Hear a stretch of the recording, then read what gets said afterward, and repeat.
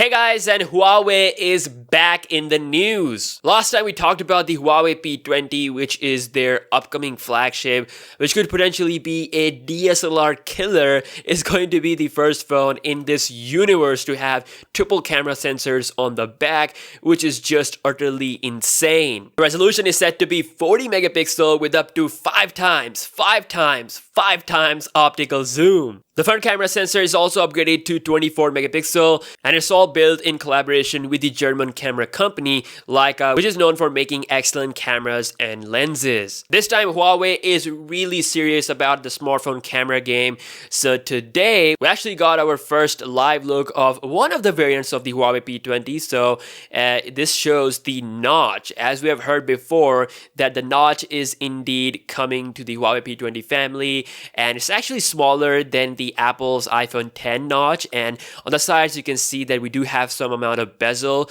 just like the iPhone 10, so it could be 4mm. We also got a lock icon on the lock screen, which indicates a facial scanner system. And it looks very similar to the iPhone's lock icon that we see on the iPhone 10's lock screen. So Huawei is actually working on their own 3D facial scanner, which is said to be as good as Apple's Face ID. Of course, we'll see how this will go in real life when it's out. But yeah, you can see the facial scanner is here. And now looking at the back, you can see we have only dual horizontal cameras on the back, which tells us that it's not the P20 or the P20 Plus that will have the triple cameras, which means it could be the P20 Lite model. Thanks to Roland, we actually have a full roadmap leak of the P20 family, and there are actually 3 phones. So we have the Huawei P20 codenamed Emily, the P20 Plus codenamed Charlotte, and P20 Lite codenamed Annie. So it seems like the P20 Lite will only rock dual cameras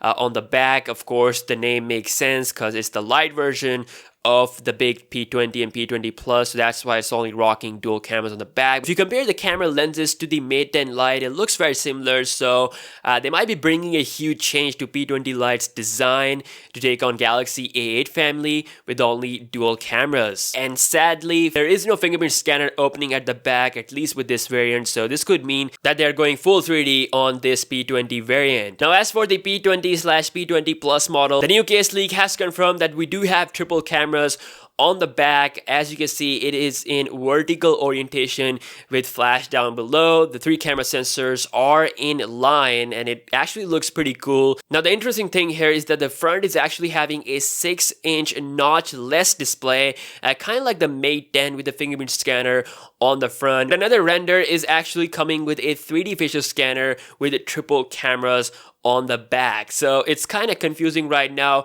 what they're actually going to do, what they're actually going to call it. Is there going to be a P20 Pro variant? We don't know.